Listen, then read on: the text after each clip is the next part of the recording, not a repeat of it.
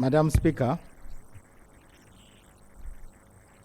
this morning I had a conversation with the Commissioner General of the Uganda Prison Service to find out the current situation of Colonel Kizza Besigye.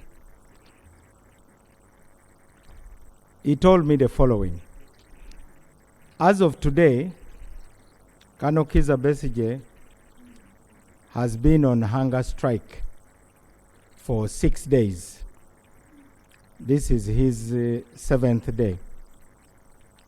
He is only taking water. He's not eating any food.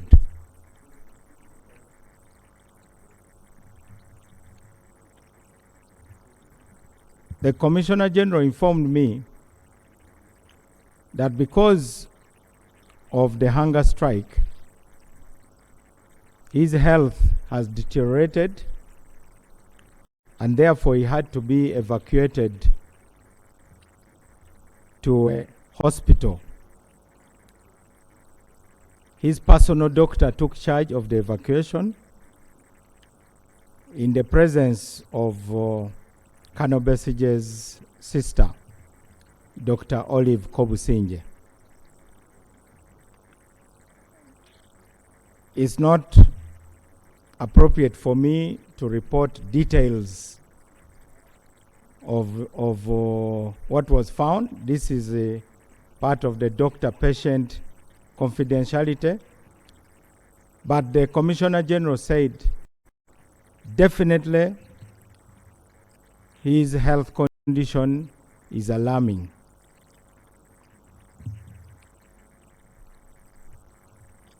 Under all the laws of Uganda, any person, especially those who are having health issues, are entitled to treatment. And in this case, the prison authorities were able to take him to the hospital. Comprehensive tests were carried out, and the doctors are managing him. The Commissioner General also informed me that Colonel Kizza Besigye has continued and continues with the hunger strike. And that means, of course, that any medical response will not have a major impact. He will not improve because of the hunger strike. Now, concerning your other question about the advice, the laws, what steps we have taken, how long it will take to transfer the files, I wish to report the following. Honorable Minister, just on hunger strike. He's not on hunger strike because he loves to be on hunger strike. He is on hunger strike because he believes he is unfairly treated. He is on unfair trial.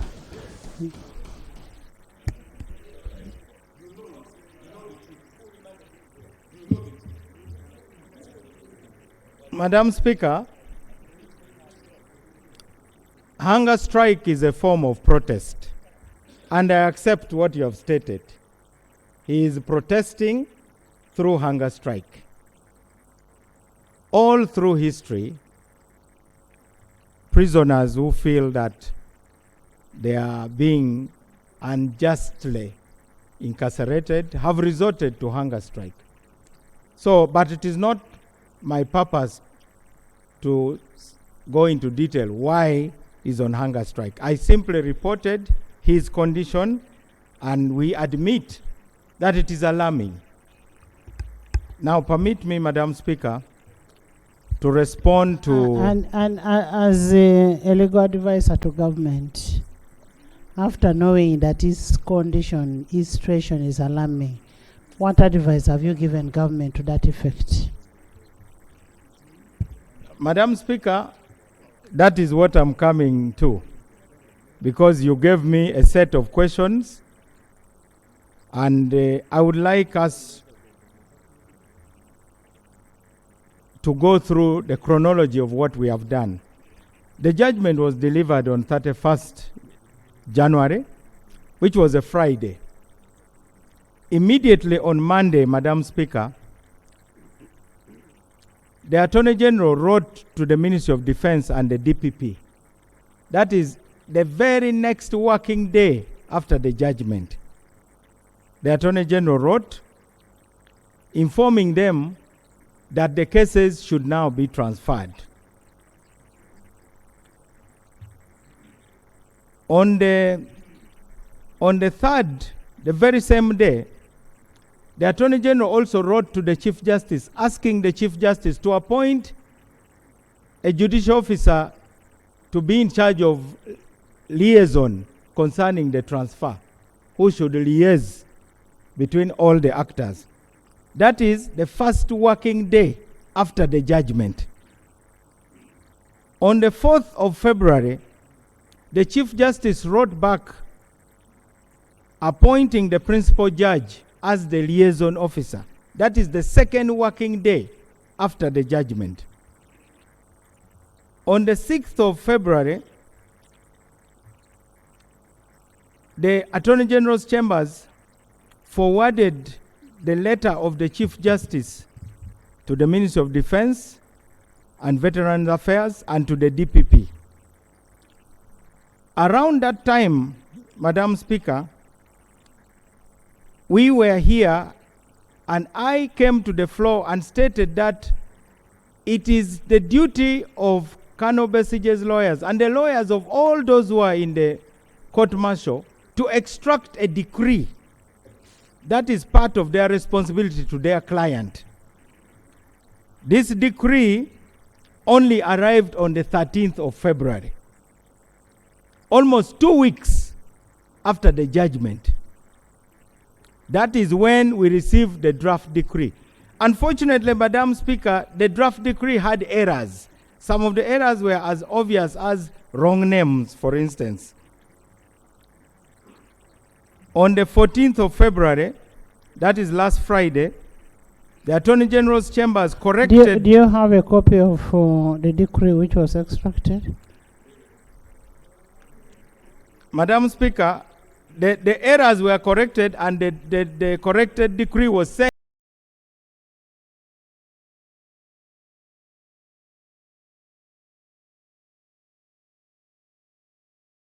to the lawyers of Colonel Besigye. We have not yet received the corrected decree. If we have received it as of now, we corrected it from the Ministry of Justice. We are concerned by the slow pace of Colonel Besigye's lawyers. I have stated the chronology. You cannot take 2 weeks.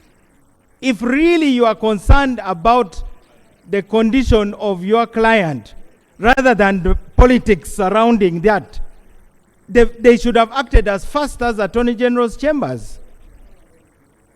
Honorable Nobert Mao, help us to help you. That's why I was asking you, do you have the wrong copy of the decree, so that we shall not take the blame to who? To the lawyers.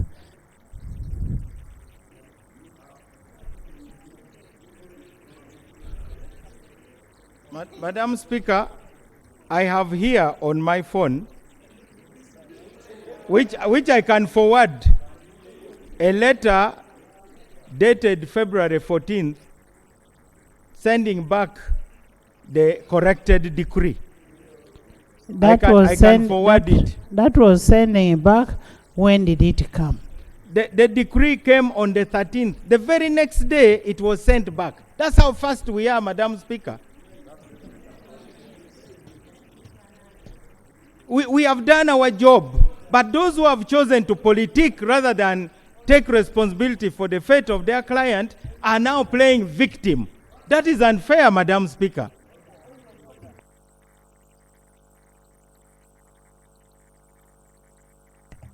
Right, Honorable Speaker.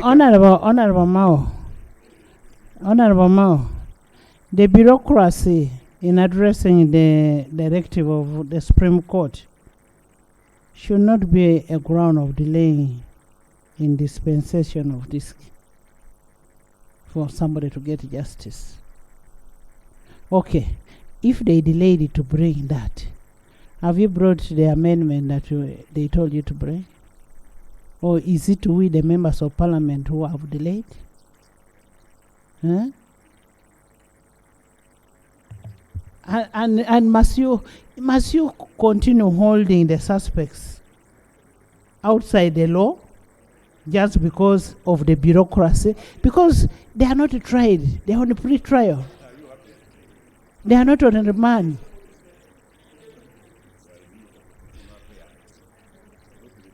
Madam Speaker, I am on record, and on the day that the new law year was opened, I addressed the members of the judiciary and I appealed to them to prioritize matters of the liberty of citizens.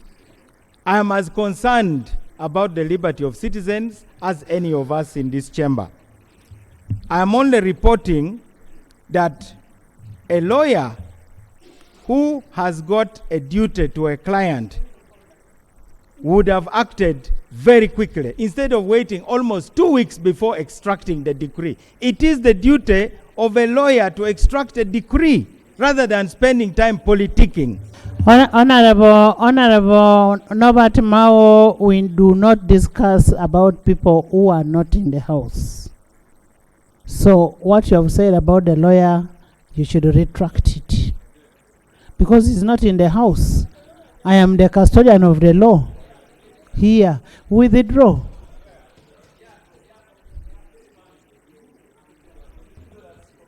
Madam Speaker, I respectfully withdraw.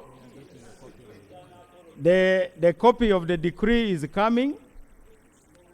I do not know whether I can now talk about my conversation with the chairman of the General Court Martial, the director of prosecution. Oh, I shouldn't talk about just anybody. Just a minute, Chairman. Just a minute, Chairman. Chairman, you say the decree is coming? Yes. In how many minutes? Madam Speaker, we are just across the road. We believe in less than 10 minutes it will be here. Okay. So we'll wait for it in 10 minutes so you can continue with other questions.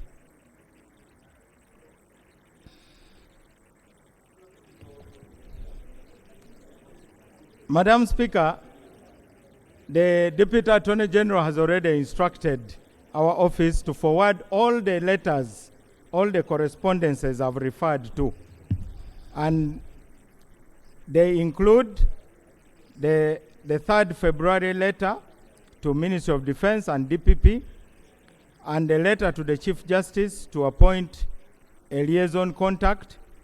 Then the 6th February letter, which forwarded the CJ's letter to the Ministry of Defense and Veterans Affairs and the DPP, and the 14th February letter, which is also coming, but which I have a soft copy, where we corrected the decree and sent it back to the lawyers. Now, you're answering my number 5 of my question. Number 1 was, how, as legal advisors of government, what appropriate advice have you given for the continued pre-trial on detention of an ailing, and here I'm saying ailing, Dr. Besigye?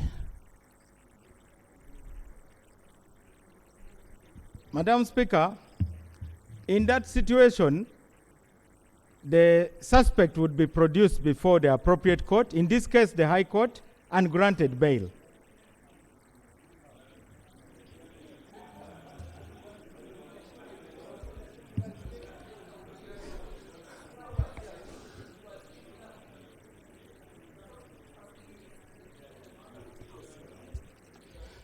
Has the file been transferred from court martial to